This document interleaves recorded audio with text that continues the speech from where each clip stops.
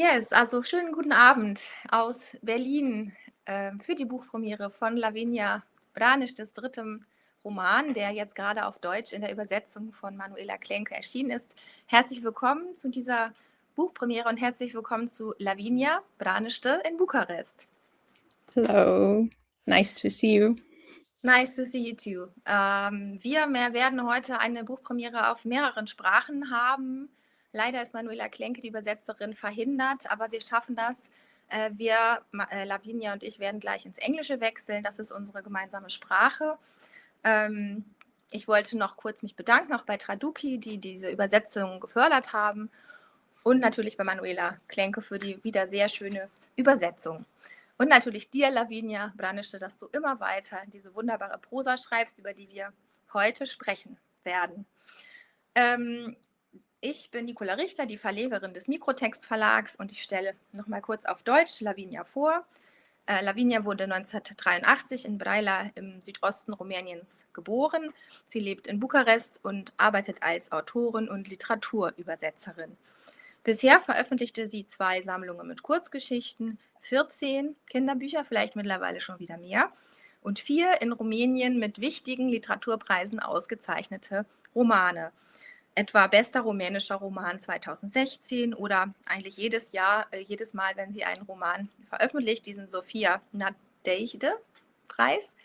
Nadezhde-Preis für das beste Buch einer Autorin in Rumänien. Herzlichen Glückwunsch zu diesem Erfolg in Rumänien, liebe Lavinia. Auf Deutsch sind jetzt bei Mikrotext erhältlich 0, irgendwas. Da werden wir gleich drüber sprechen auch. Planet Romeo, 2 Kurzgeschichten als E-Book.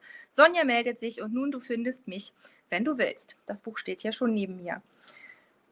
Ja, und liebes Publikum, ich freue mich auch, wenn wir ein bisschen mitbekommen, wer heute da ist. Schreibt uns gerne in die Kommentare, wo ihr sitzt, von wo ihr zuschaut, ob ihr Lavinias Bücher schon kennt, welche Fragen ihr habt an sie. Das ist die einmalige Gelegenheit heute. Yeah, now we will switch to English. And I have prepared something to kind of introduce you to the work of Lavinia. These are the first 3 novels of Lavinia with the Romanian covers, and now the first 3 with the German covers. And as we can see, they look a bit similar. What similarities do they have, Lavinia? Well, they are all designed at Polyrom. Yes, a good literary publisher in Romania. Hello, Yes. Polyrom. They have a good collection of Romanian literature, and actually they were pioneers in this. They started this collection in the early 2000s, and it was something quite new and daring at the time in Romania. So we looked up, as young authors, we looked up to them, and this is a collection that a lot of us wanted to be into. Ego Proză, it's called. And I'm very happy to be in it with these 3 novels and a 4th one that came out last year, and that is called Camping, and which is not brown. I can show it. It's good. Blue actually, yes. And nice. This picture is made by myself in from the southeast of Spain, where the story is happening. So Interior Zero was my first novel. Actually, it came out 10 years ago. You know that there was this trend in the beginning of the year, like what were you doing 10 years ago in 2016? Well, I did that too. I was writing this novel, actually. It came out in the summer of 2016. It was my first novel, and actually the first book that was ever translated into a foreign language, and that was into German. In 2018, when I also was invited at the Leipzig book fair when Romania was a guest of honor in 2018. Our country turned 100 years old. It was a big celebration, and a lot of Romanian authors were invited to that fair. It was the first foreign book fair that I ever attended, and I was very happy to be there and to see how you people are doing book fairs. Do you remember something especially from the German book fair? Well, yes, actually, I remember that big hall of independent publishers. That was one of the 3 halls, actually. So I remember how big it was and how exciting. And I was very sorry that I don't know the language well enough so as to read literature in German. I had several attempts to to learn German. Don't worry. Yes, it's complicated. Yes, and you need to be very, very motivated to actually do it, especially when you're not a child anymore and it's not taught in school. Yeah. And yes, it was also. I mean, it was exciting, but also a bit frustrating that I wanted to read so much, and because that's an event dedicated first and foremost to readers, and it seems like a very good place to be and a real celebration if you are a reader. And I was sorry that I was not a reader of German, but yeah, I was very happy to be among the writers invited to this fair, and also to have this first translation that happened thanks to Manuela. So she was the one introducing me to the world. And meanwhile, this book was turned into a theater play, both in Romania and in Germany, also into a film. I have talked about it a lot. I have changed my mind about it over and over again. So I don't know. It's from a different life already, I think. Interior Zero. And then the other 2, I should speak a bit about the story or the characters, or Yeah, I mean, what we have in all 3 novels, also in the one which we just published in Germany. This is why I think it's interesting to kind of talk about your work today, because you have a work. You are like you are like a published writer with a quite an extensive work. So we should talk about it. You write in these novels with an I narrator, like first person narrator. From a woman's perspective, I think this is like a parallel, yes. And then and I think there's a difference though. For the first 2 novels, would you say? I mean, it's more like a young girl or a young woman finding her ways, and in the third novel, I think it's a little different. Maybe you see it the same, or you see it in a different way. I think they are pretty similar, these 3 protagonists. Sonia actually is written in the third person, but it's a fake third Yeah, person. you're It was right. just it's a third person that works as a first person, and it's a bit weird because some people say that the test of maturity for a writer is to go from the first to the third person. So I don't know if I passed this test because it's this fake third Wow. person that I'm also using in my latest novel. So I don't know if I am if I passed this test or not. So I think I feel these 3 protagonists pretty similar because I have lent them a lot of myself and of the way that I see and understand the world, or not understand it, but more observe it, I think, because I don't pretend that I understand the world and life in general. But I have a certain way of looking at things and noticing some details, and I think this is what they have in common. And in Magasești Când Vrei, in this this third novel, I think I have tried to make the Maria more courageous, actually, and more brave than the other women in the other books. And she only manages to jump out the window. So Right, yeah, that's quite a spectacular scene, though. Everybody should read it because we have like a spectacular film-like exit. flight scene. I like it, with a tree and everything. We don't have to we shouldn't spoil now. No. But it's something that I'm not sure I would do in real life, but maybe, I don't know. It depends how tense the situation is. But yes, I think I mean, she's a bit further away from myself than the other 2, maybe. And I have tried to write this book more objectively, but it's in the first person and it sounds like a confession, and readers wrote to me that they felt like they knew the protagonist, and that they felt like they wanted to meet me or something. So yeah, that's really nice when Yeah, people say these things. I think what kind of what your tone of writing is, what is so special about it, is something that struck me the first time I read an extract from Interior Zero, from the first novel. Is that I had the feeling that it's a diary tone or something very subjective, very detailed, very situative. And I think this is really your strength. I mean, this is why you kind of draw people into these maybe very daily life situations, transporting a plant from the father's apartment to your apartment, but by describing everything, like the earth that and the pot scratching on the earth, and then this palm tree kind of being the last thing that can actually be moved from the father's apartment to the main character. So I think you really managed to find very symbolic situations that are very much daily life, and you write it in a sort of diary tone. I think we could kind of jump into the book now. We just start in the beginning, I would say, and we take the listeners, the audience, with us to hear, the story of Maria and Victor. These are the protagonists, and yeah, we start with the beginning in Romanian, and then I will read a bit in German. Okay, so I'm just going to read the first paragraph, right, in Romanian. Vorbeam la telefon cu orele și când răspundeam și duceam la ureche poza lui de profil, simțeam că îmi bag un cablu în ceafă și mă conectez la mintea lui. Când începea să vorbească, simțeam cum curge electricitatea. Ja, ich lese jetzt den Anfang ein bisschen länger und springe dann auch ein bisschen weiter.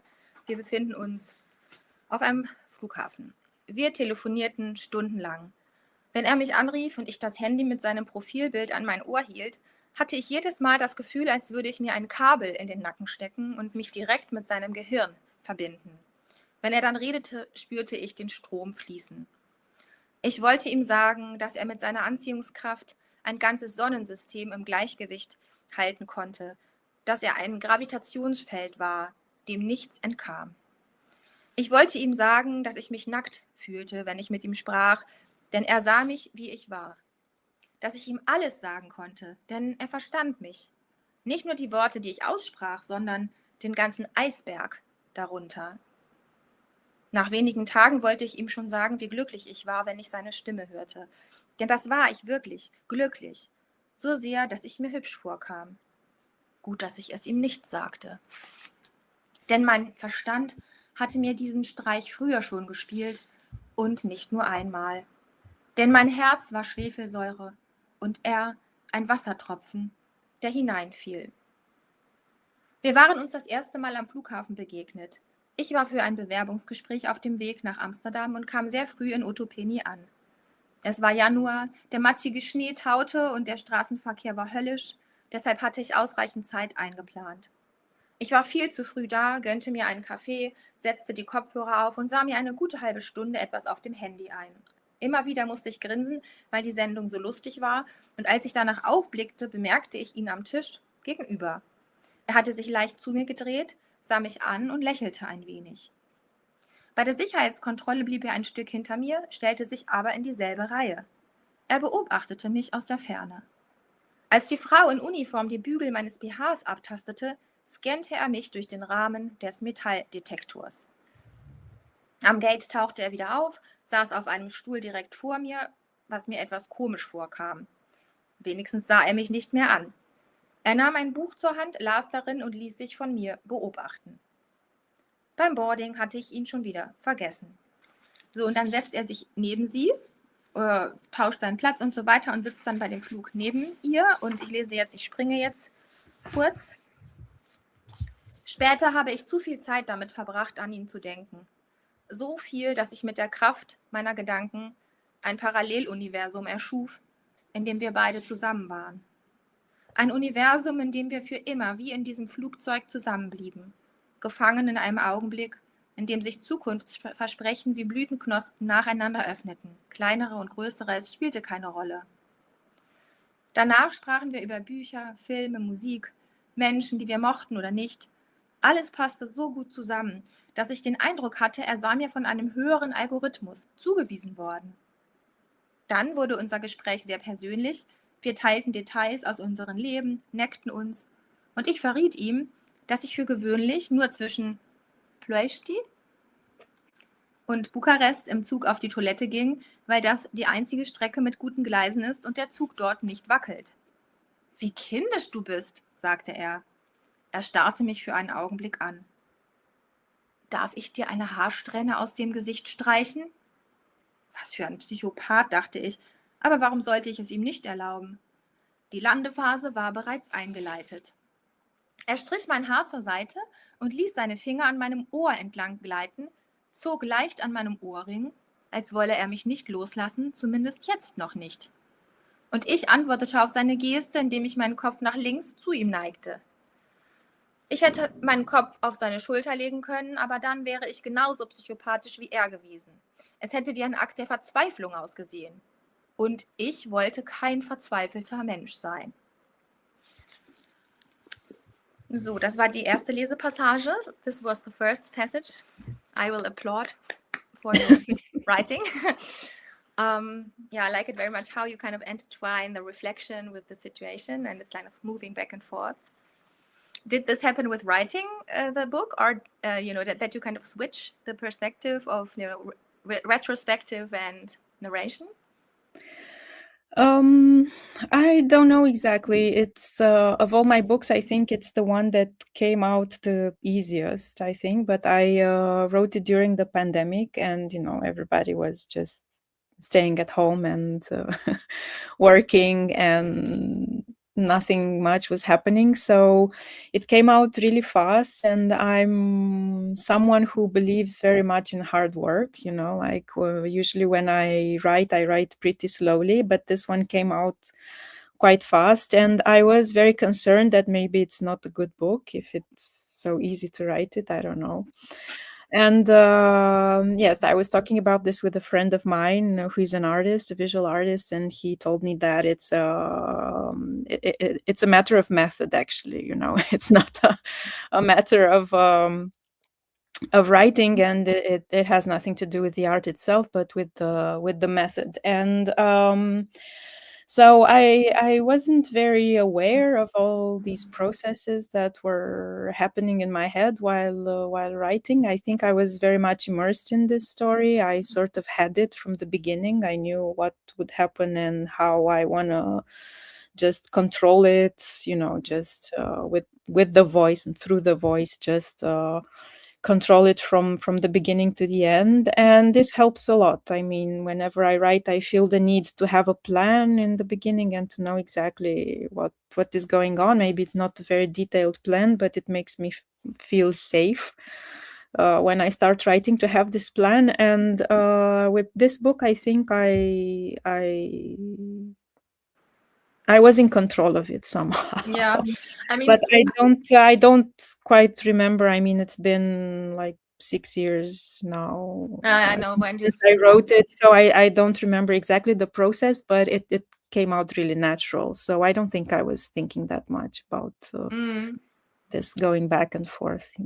Yeah, I remember that book just came out when I was in Romania. I was once in Bucharest to visit you for some pictures that were taken of us both as a sort of Romanian-German couple. And we were walking through Bucharest with our masks. That was in the pandemic. Yes. We had to wear masks on the streets of Bucharest. And you showed me some really nice bookshops, and your book was there like piled. It was there already, and I don't know which edition. So it was quite a success in your book. That was like your most successful book, or what would you say? Is it true? No, I think Interior Zero is the one that sold best, I think. Maybe because of the film and the play, and maybe because it's already 10 years old. So Yeah, I don't know. It's also has a catchy title, so It has a very catchy title, so maybe that I hope helps. we could I don't convey know. it. Or maybe people were, thought it is something that it isn't. I don't know. Yeah, this is interesting because, Manuela, she just posted a question in the comments. She wants to know if Victor behind the man is a real person. So you can answer that before we go to the next reading. I was just wanting to say, so for everybody who doesn't know really the story, Maria and Victor, they meet, they fall in love. And as we already could hear, there's some sort of irritation already in the first moment of their encounter. And so this gets worse and worse. The relationship gets very sour and very bitter, and somehow it kind of sometimes very fiery, but also very hurtful, psychologically and also physically. And in the end, maybe we don't want to spoil too much, but there is some sort of way out. Yeah, so Victor, the main male character, is there a real life Victor behind the character? What kind of man is that? Like all the characters, they're a mix of people that I met or heard of or read about, and pieces and by pieces from a lot of other people, and from some energies there, from some encounters that I had in in my life. And I think it's more, I mean, what is true in this character and in writing about this character is that energy that I felt while writing about him, and that came from an anger, actually, and that's the true part of it. But the character itself is a mix of people that I met or imagined or read about. So I think we could jump to the next passage, which deals with this guy again. So please start. Okay. That's page 17 in the German edition. Okay. În ziua aia, când ne-am culcat împreună prima dată, am simțit pentru el tot ce se poate simți pentru un om, de la plus la minus, și cât nu credeam că poate încăpea într-o inimă, sau într-un creier, mai bine zis, ca să nu fiu chiar siropoasă. Se întâmpla la o lună și ceva după ce vorbiserăm prima dată și cred că intraserăm amândoi acolo cu pieptul un pic prea umflat de emoție, de așteptare, iar el cu siguranță avea ceva de demonstrat. An dem Tag, als wir zum ersten Mal miteinander schliefen, fühlte ich alles, was man für einen Menschen nur empfinden kann, von Plus bis Minus unendlich. Sogar noch viel mehr, als es für ein Herz, besser gesagt für ein Gehirn, möglich wäre. Übertrieben sentimental möchte ich nicht werden. Aber es passierte ungefähr einen Monat nach unserem ersten Gespräch. Und ich glaube, wir waren beide voller Aufregung und Erwartung an die Sache herangegangen. Und natürlich hatte er etwas zu beweisen. Seine Brutalität schockierte mich. Und auch, dass er scheinbar stolz darauf war. Während es passierte, wollte ich, dass es aufhört. Als es vorbei war, wollte ich, dass er geht. Und als er ging, vergrub ich mein Gesicht im Kissen, in der Hoffnung, dass ich keine Luft mehr bekomme, dass in mir alles stehen bleiben und ich mich dann beruhigen würde. Danach stand ich auf und nahm 2 Ibuprofen, so sehr hatte es wehgetan. Ich schob die Schmerzen darauf, dass die Sache nach einer langen Pause passiert war. Am nächsten Tag war Samstag und als ich morgens gegen 9, 10 Uhr aufwachte, stand er vor meiner Wohnungstür.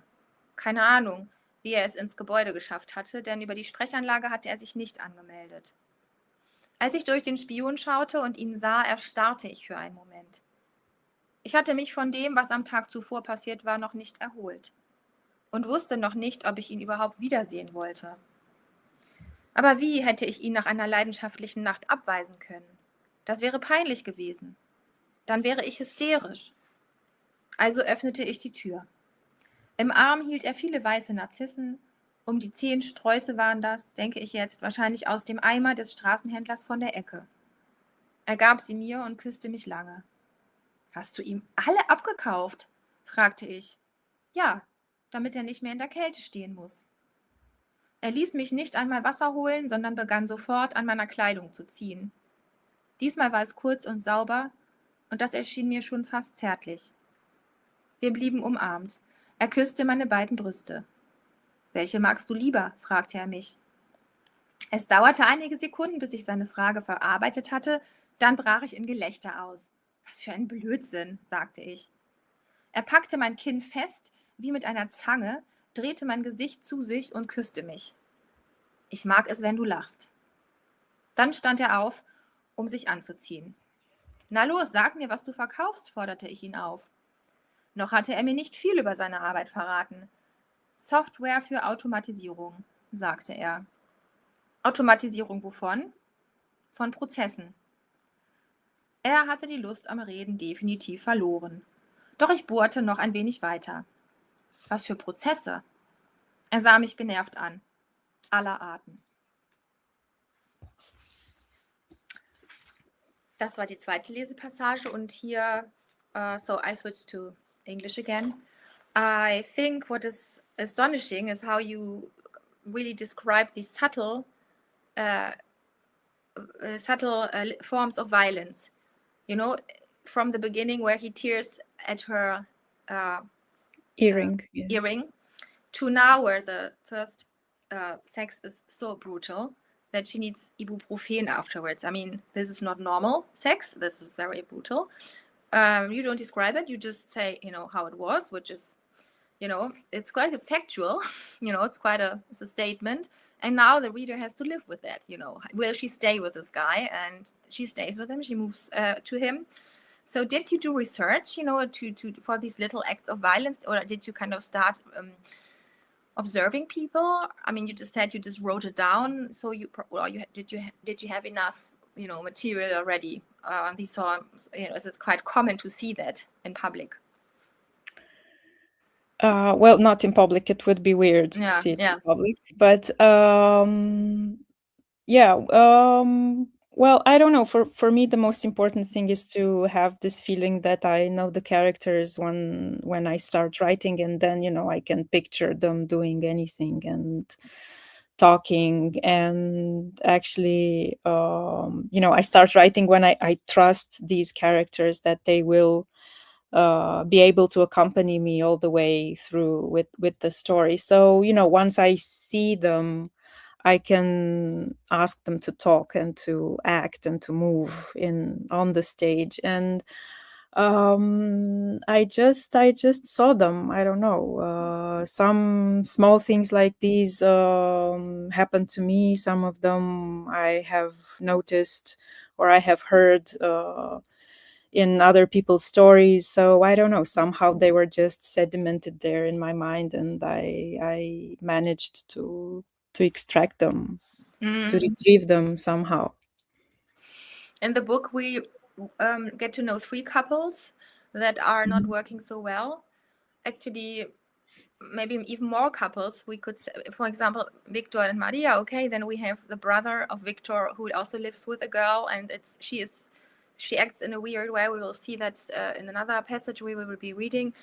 Then we have the parents of Maria's parents who are not divorced, but the father had a lifelong affair. Everybody knew it, and still the mother didn't divorce him.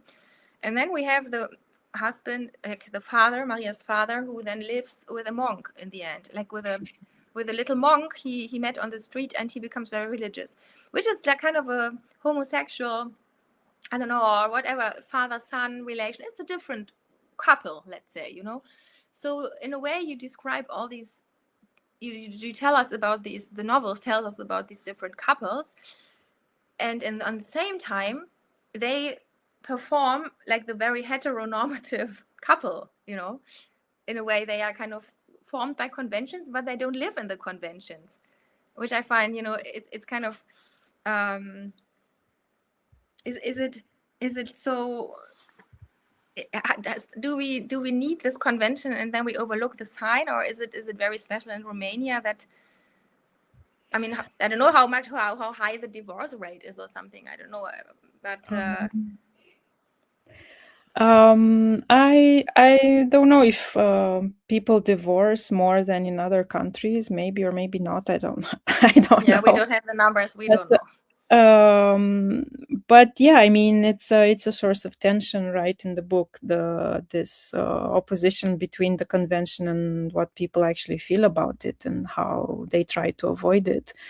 And for me, it was interesting to also work on the parents couple and on Maria's relationship with her mother, because, you know, I have a soft spot for this kind of stories between mothers and daughters. And she's very confused why the mother never left the father, who was a doctor and was well off compared to her. And, you know, they grew up and were, you know, lived their adult lives mostly before 89, and grandparents the same. So you know, it's all this heritage that we have in our families, and all the shame that you feel if you divorce, or, you know, and especially our mothers and people who are women who are now the age of our mothers, they had to live with a lot of shame and guilt for everything that happened to them, even if it was not their fault. So and this maybe also is passed on to the daughters, even if the daughters are young now, or young, or I don't know, they haven't lived that much before 89, but, you know, things don't change, like mentalities don't change that fast. So generations need to pass and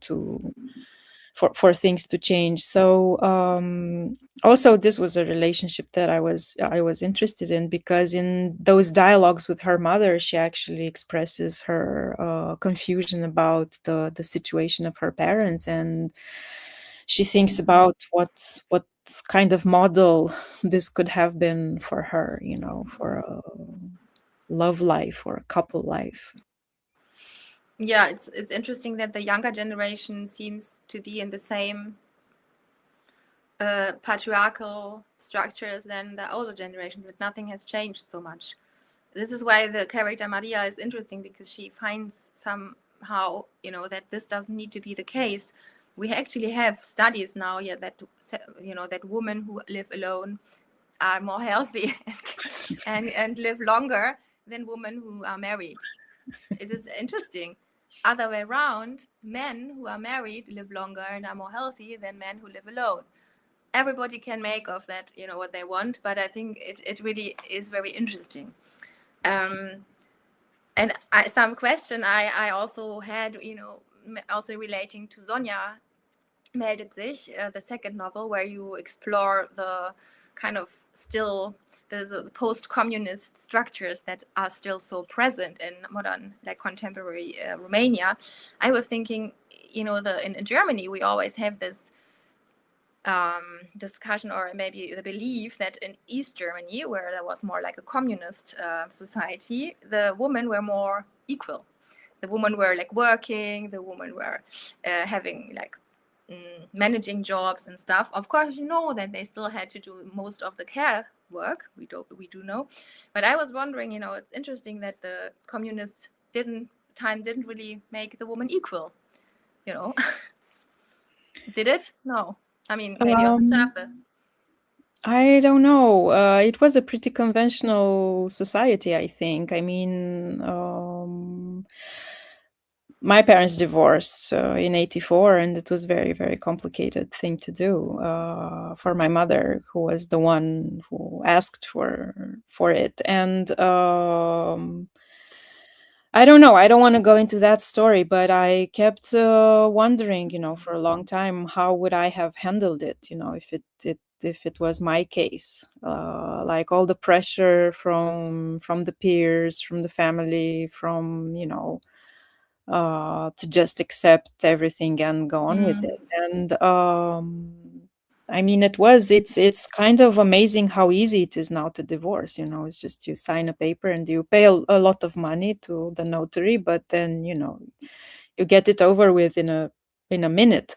And then it was just so complicated. And also, again, the shame that came with it, you know, and that was not only on the woman, but also on the child that was left behind. So growing up without a father. So I don't know what to say about this, No, if that's it just a was, thought. Yeah. I I just mean, had the thought. yeah. Who can know? I don't know. Yeah, But I mean, this is it was definitely, those were definitely complicated times. You had some stability or some predictability compared to how life is today, but on the other hand, the pressure was so big for so many things. So I don't know. yeah. I mean, we don't need to answer all the questions tonight. It's good that your book poses many questions. I think this is what good literature should do. So I think we just hear some more of the book, some other passage. Now we move forward. We will go to where yeah, maybe you want to explain, the scene where we are now. So Yes, so Maria and Victor live out in the suburbs of Bucharest in these new residencies that it's if you know a bit the scenery and how things look here, you can picture these outskirts of the city where a lot of houses and apartment buildings were built chaotically. And they live in such a suburb in a twin house. So there are two houses, one next to another, and they inhabit one of them, and Victor's brother and his girlfriend the other one. And so now she's describing Bogdan and Andrada's house. Casa lui Bogdan și a Andradei, deși construită identic, era foarte diferită de a lui Victor. În primul rând, era plină de lucruri aduse de prin călătorii sau comandate în urma unor călătorii. Tot felul de covoare, ornamente, statui, măști uriașe cu pene și alte obiecte imposibile care adunau mult praf.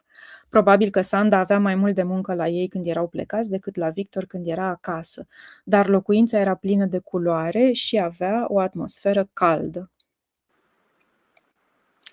Okay, so I tried something new now. I will leave it like this. Afterwards, we go back to the standard just to have a little bit of change for audience. Are you still there? Thank you for being with us.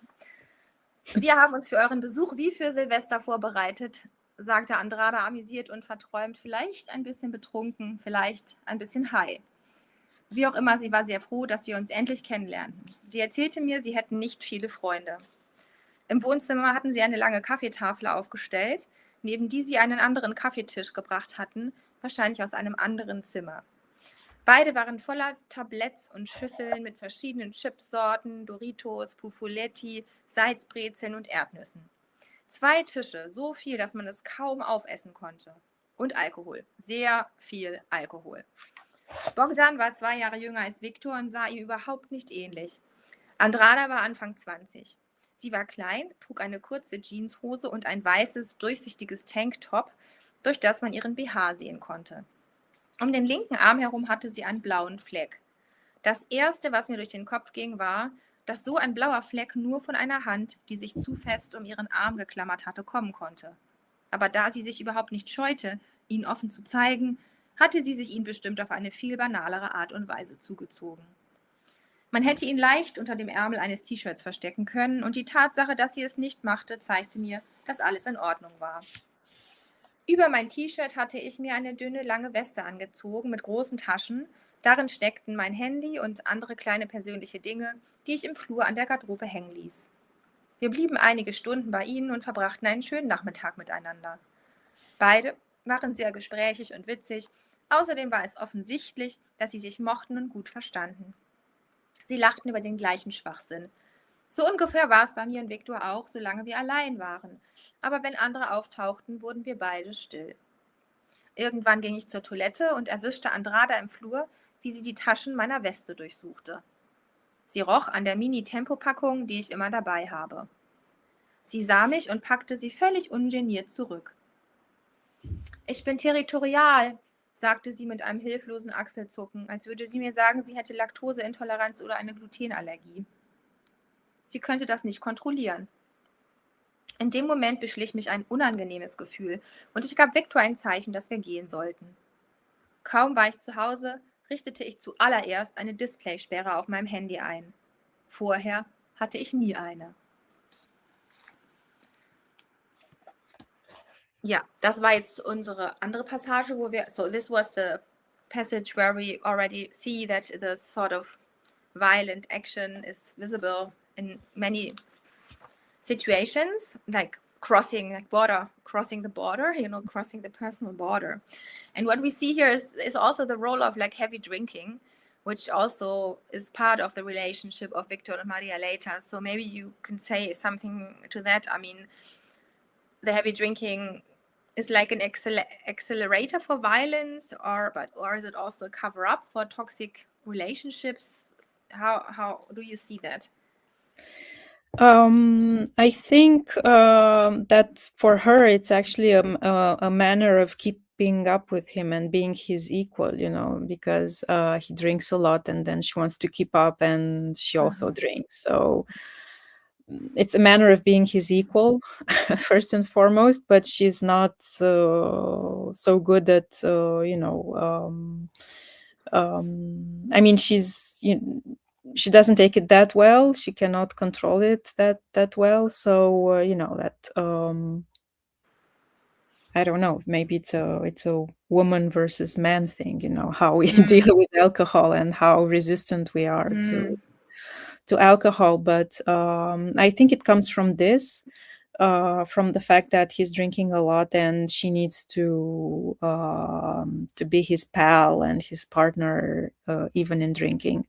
And then also, yes, it's a matter of maybe dealing with the confusing situation that she's in, because she feels that something is wrong, but at the same time she wants to be with him, so she cannot detach herself from him. And maybe having this common activity and this thing that they do together is also a way of trying to keep closer to him, I think. I mean, we are now in a situation where she is kind of nearly quitting her job, I think. She lives in the countryside in a house next to the brother of Victor. She is totally isolated, actually. She only knows the neighbors. She doesn't go to work anymore. She sits in the house alone the whole day, hearing the voices of the house, like the sounds. It's quite a gruesome atmosphere, how you describe it, this really kind of perfect house, which is kind of built with new money, probably. We don't really know. And then kind of Romanian countryside kicks in later. where the neighbor from the other side, like an older woman, is kind of annoying, but she is, maybe bringing back real life or something, to this kind of toxic, like very, worrying brother situation, because they support each other in their weird ways. I also think that it's interesting that you don't show. I mean, it's a sort of solidarity between the woman, but not really, because the other also is bored and needs help, and they are not really solidary. They don't show solidarity, these women. And I just wanted to show an interview you gave to. No, that's the wrong. Like this one, a few years ago, you spoke with journalist Medana Weidand about like the role of women in Romanian society. And what I found quite interesting is that you really said we need more solidarity amongst women. And in your book, there's not really much, is there? I mean, maybe mother or daughter, but also not really. Yeah, and we also need solidarity from men, actually. Yes. I don't quite remember what the question was and what was the context of this, but of course we do need solidarity, and especially when we speak about the struggles of women, we need to be heard and believed by other women and by men also. So yeah, I think in the book, indeed, it's a good point. There's not much solidarity. I mean, the neighbor comes close to Maria because she needs to have her small rituals, like to give away some food for a passing away ritual. that we call pomană in Romanian. So she needs to pass some food to somebody, and she also is isolated there because she doesn't know anyone. She was just brought in by her son to take care of the grandchildren, so she's being a bit exploited uh, by her children, and it's Yeah, I think if I may add something, I just remember that there is a bit of solidarity between Andrada and Maria because of the box, the safe box. They exchange, like, no, Yeah. I don't want to, but there is something where they have a certain secret together, but later Maria, takes something from that secret, and it helps her to go away. But I mean, of course, we need solidarity from men. That's, I think, the most important thing. We should have men who don't take part in violent situations, don't laugh about it, don't, think it's funny. And this is a very contemporary time. I mean, it's a time where we speak a lot about patriarchal violent structures with the Epstein files, and I think your book portrays similar, processes, but on a very much private level, private relationships where, like, these kind of submissive, where the women are made kind of submissive, dependent, economically, psychologically. I think this is what the book does in a very, like, slow and subtle way, and where we can understand how this works and hopefully work against it. Now I think we could kind of come to the last passage, and then maybe we have some more questions from the audience. There is actually one question that was posed. We could also squeeze that in if you like. It's how do you explain that the main character doesn't throw out this man? Doesn't throw out. But she moved in with him. So yeah, I mean, but I think this question came when they had sex the first time, and then she could have. Okay. I don't know. It's consent is a very complicated thing. I mean, it's very complicated to know the line, and to sometimes it's just easier to go on with it than say no and maybe start something weird and brutal. So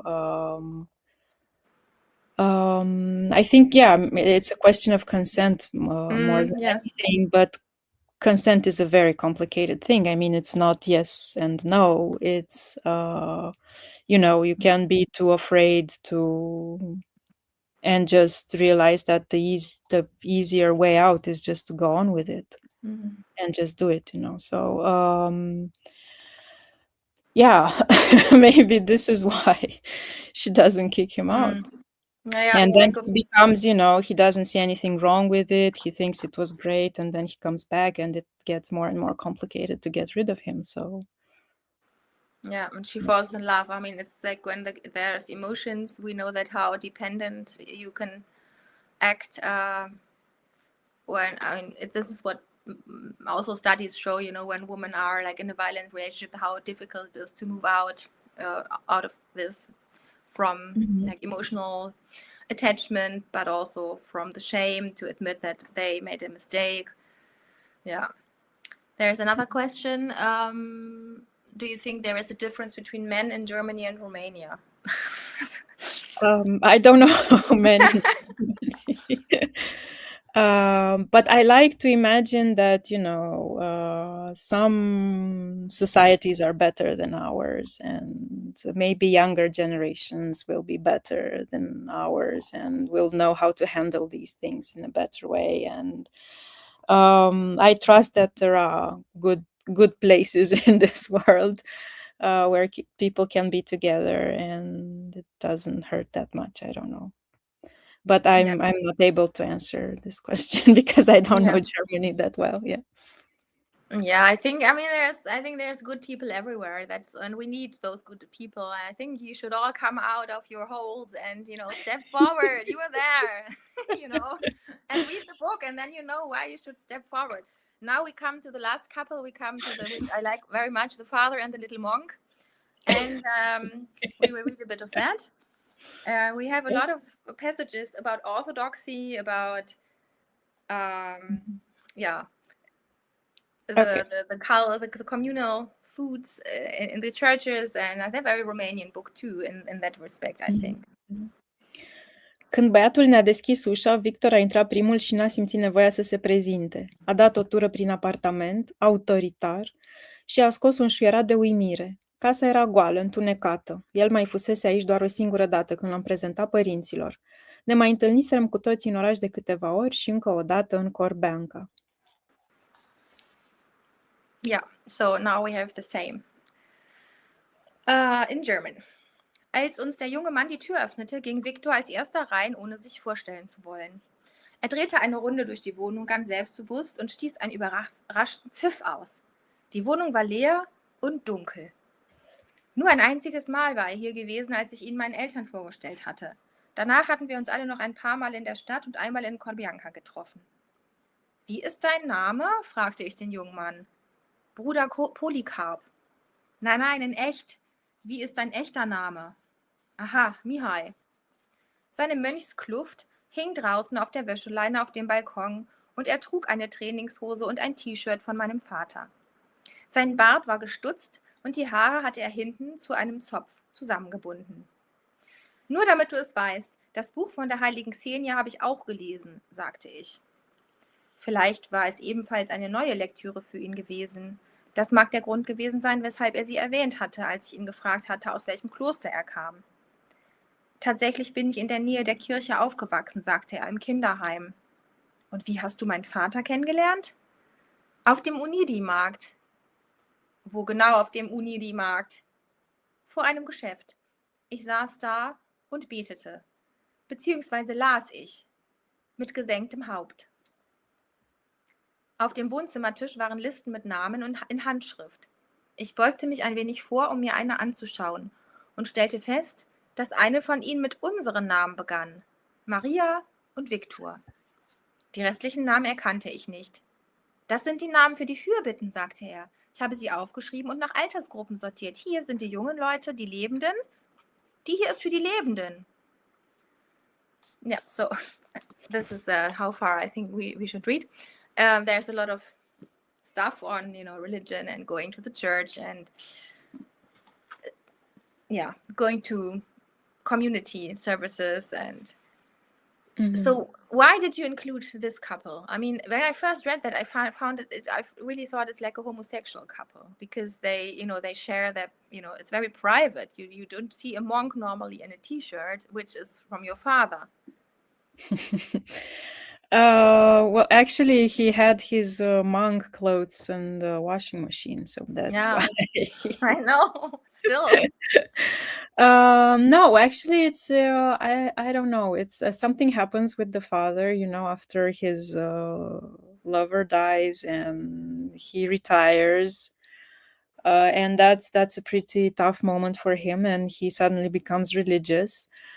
And, he starts giving away his things and, showing all this charity to people on the street and so on. So I've known cases like this, of people who bring inside people from the street and to help them, but like in a risky and weird way. So I don't know. I never thought it could be a different kind of relationship between these two men. It was just this father gone a bit wild with the charity things, because he gets rid of a lot of things from his house, from his apartment. They only have that plant that they can take away from him from when Maria was a little girl. And this also is a very Romanian thing, because every one of us in the 80s and the 90s, we had this plant in our house, this ficus, which is like a big plant of type of fig tree. And back in the day when we couldn't find Christmas trees, for instance, we would just put the ornaments on the ficus. So Yeah. This is a very Romanian thing. I mean, everyone would recognize this. And also a sort of funny thing is that this name Polycarp is actually not that frequent name. You don't hear it that often in Romania, but it's It's a saint that is being celebrated on my birthday, which is on the 23rd of February. That's next week. And so normally, if I were, according to the tradition, if I were a guy, I should have been called baptized Polycarp, but I have not. So that's your alter ego. Yes, so that's where I took the name from. So it's in the Orthodox calendar on my birthday. All right. I wanted to add that I also think that you are that the book is reflecting on the topic of sin by introducing the monk, which is Catholic or like Christian concept. And the father has maybe sinned his whole life from a Christian perspective with his lover being married. And I think that it's really hard in some Catholic regions to get a divorce anyways. You will never be able to marry again. So, you are living in sin. So I had the feeling that he tries to, get rid of his worldly life by doing all this and kind of repenting, which is strange because he should, repent to his daughter and to the mother and to the people who he hurt, which is also interesting, So like this Catholic concept of redemption, is totally abstract from the people who have been hurt. But yeah, this I like very much that you included that. We have a question from the audience. I think we can post that. How was the reception of the book in Romania? And then we can probably wrap it up. Our premiere has come to an hour. And yeah, how was the reception of the book in Romania? Well, it came out in the pandemic and we had some online events with it. I didn't have the chance to meet that much with the readers at the time, but it took a prize, the Sofia Nadejde, which was a prize for women's literature, and it's a pretty cool thing. Do you get a sculpture? The what? Do you get a sculpture like for this prize? Oh, I have a plate. Yeah, but I don't have it at hand, unfortunately. I would have shown it. It's a plate that was designed by a ceramic artist called Liliana Basarab. So it's a piece of art, actually. Yes, I had good feedback from the readers who were telling me that they felt very close to this character due to the fact that it's written like a confession in the first person. Yeah.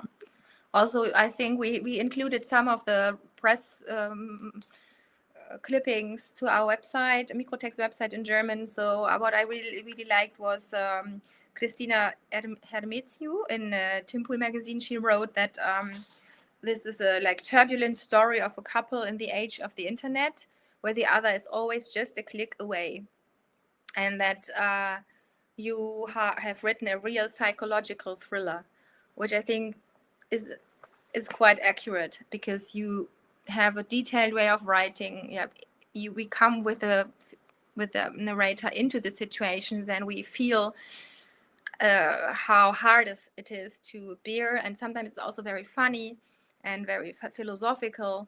So I can just recommend everybody to read this new novel of yours. Thank you for writing it. Thank you for writing on the fourth one. Sometime I hope we can read it in German too. And to finish, I just want to show again the book we talked about and the 3 books that are available in German, and the originals too, and they're also very nice covers, I think.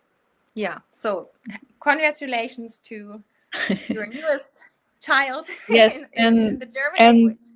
To you, many thanks, and also to Manuela for having translated it. So thank you. Yeah, we are happy with the outcome, and we just hope that you who have been listening to us today, that you if you liked it, tell other people. It's a very, very good book. Actually, it's very wise and very contemporary, and in this very special diary tone, confession tone. You are very good, a new writer. So I hope everybody will get to know you in Germany now. And we have a last question. So we have like 1 minute. I think we should kind of close at about an hour, because it's online, and I thank you for everybody staying in front of the computer on this Tuesday night. But we will ask a last question. How was the collaboration with the translator? Were there any challenges in translating it into German? Yeah, perhaps you know this from your perspective as the author or as the publisher. Well, Manuela had a lot of questions, which is also always good. When I get questions from the translators, it means that they're paying a lot of attention and they're being thorough, and she needed to clarify everything, and this is great.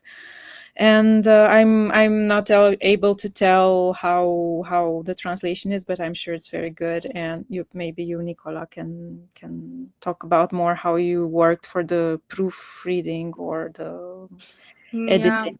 Or I don't know, but it's and for me it's always a pleasure to have this kind of dialogue with the translators, because I was trained as a literary translator myself. These are my studies actually, and it's always fascinating to see what things need clarifying. It's things that never cross your mind. I mean, you think they're very clear, but they're not, or things regarding the landscape, the urban environment, and so on. So it's always really interesting work for me to do. Yeah, I think we actually, because Manuela translated your other novels, I think she is, the sound and everything that comes across very naturally now. We just had questions on certain, actually the most difficult were the discussions of the Catholic things, which are more to the end of the novel, where it's hard, or where it's like philosophical and religious way. And there we had to, I think, get back to you to ask, what is really meant, how is it meant? And I think we now have a good, we could solve the problem. I hope everybody understands these musings of Maria and her dad on Catholic things. And yes, thank you again.